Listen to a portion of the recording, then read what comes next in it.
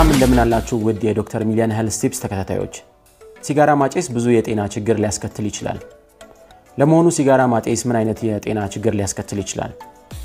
እንዲሁ ሲጋራ የሚያጨሱ ሰዎች አጠገብ ያሉ ሰዎች ምን አይነት ጉዳት ሊደርስባቸው ይችላል ብዙ ጥናቶች በዚህ ዙሪያ ተሰርቷል በተለይ ሲጋራ የሚያጨሱ ሰዎች እንዲሁም ደግሞ ሲጋራ የሚያጨሱ ሰዎች አጠገብ የሚቆዩ ሰዎች እኩል ሲጋራ ከሚያጨሱ ሰዎች ጋር የጤና ጉዳት ይደርስባቸዋል ለመሆኑ ሲጋራ ማጨስ ምን አይነት የጤና ችግር ያስከትላል የመጀመሪያው የጤና ችግር የአንጎል ስርዓት እንዲሁም ደግሞ የነርቭ ስርዓት ላይ ችግር ማስከተል ነው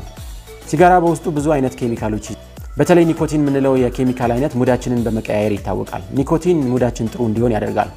ሲጋራ ካጨስን በኋላ በሰውነታችን ውስጥ ያለው የኒኮቲን መጠን ሲቀንስ ሙዳችን ጥሩ ያልሆነ ስሜት እንዲሰማን ያደርጋል ስለዚህም ነው ብዙ ሰዎች ሲጋራን ለማቆም በጣም የሚቸገሩት በተለይ ሲጋራ ለማቆም ሲሞክሩ አንደኛ ሙዳቸው ይበላሻል ወይም ደግሞ ጥሩ ስሜት አይኖራቸውም እንዲሁም ሲጋራ ለማጨስ ያላቸው ፍላጎት በጣም ይጨምራል ሁለተኛው ደግሞ የደም ስርና የልብ ህመም ማስከተል ነው በነገራችን ላይ ሲጋራ የደም ስራችን እንዲጠብ ያደርጋል ስለዚህም የሚተላለፈው ደም በጭንቀት ነው የሚተላለፈው ማለት ነው ስለዚህ የደም ስራችን የውስጠኛው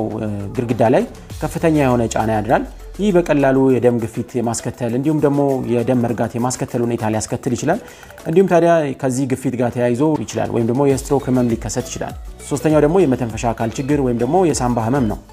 ሲጋራ ማጨስ የሳምባ ህመም ሊያስከትል ይችላል ከነዚህ ውስጥ ታዲያ እንደ ብሮንካይተስ ምንላቸው በተለይ ደግሞ ክሮኒክ ወይም ደግሞ የቆየ የብሮንካይተስ ህመም እንዲሁም ደግሞ የአስም ህመም ካለ የማባባስ እንዲሁም የተለያዩ የመተንፈሻ አካል ኢንፌክሽኖች በተለያየ ጊዜ በተደጋጋሚ መከሰት በተለይ ደግሞ ኒሞኒያ ምንለው ወይም ደግሞ የሳምባ ምች በተለምዶ የሚባለው ህመም ቶሎ እንዲከሰት ማድረግ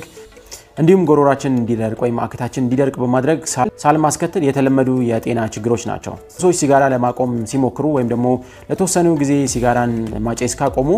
የአክታ መጠናቸው ይጨምራል ይህ የሚያሳየው የሳምባቸው ሁኔታ እየተሻሻለ እንደሆነ ማሳያ ወይም ደግሞ መለኪያ ነው አራተኛው ደግሞ የአንጀት ችግር ነው የአፍ የጉሮሮ እንዲሁም የአንጀት ካንሰር በቀላሉ የማስከተል እድል አለው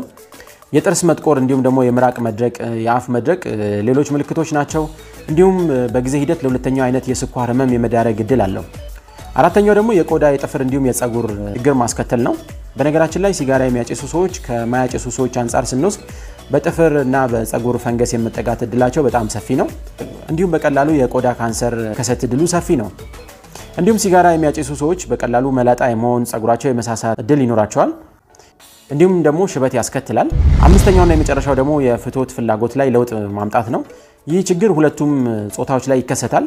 ይህ ታዲያ የሚከተለው የሲጋራ ማጨስ የደም ስርን መጠን ስለሚቀንስ ወይም ደግሞ ስለሚያኮማትር ሴቷ ወይም እንዲሁም ወደ ወንዱ የብልት የሚሄደው የደም ፍሰት ይቀንሳል ከዚህ ጋር በተያያዘ ታዲያ የፍትወት ፍላጎት መቀነስ እንዲሁም ደግሞ ያለ መርካት ችግር አብሮ ሊከሰት ይችላል የዛሬውን ዝግጅቴን እንደወደዳችሁ ተስፋ አደርጋለሁ በሌላ ጊዜ በሌላ ዝግጅት መልሳለሁ ዝግጅቱን ታዲያ ከወደዳችሁት ላይክ ሼር እንዲሁም ሰብስክራይብ ማድረጉ እንዳትረሱ እንዲሁም የደወል ምልክቷን በመጫን አዳዲስ ቪዲዮዎችን ስጭን ቀጥታ እንዲደርሳችሁ ማድረግ ትችላላችሁ ዝግጅቱን በዚሁ አበቃው በሌላ ጊዜ በሌላ ዝግጅት እንገናኛለን መልካም ጊዜ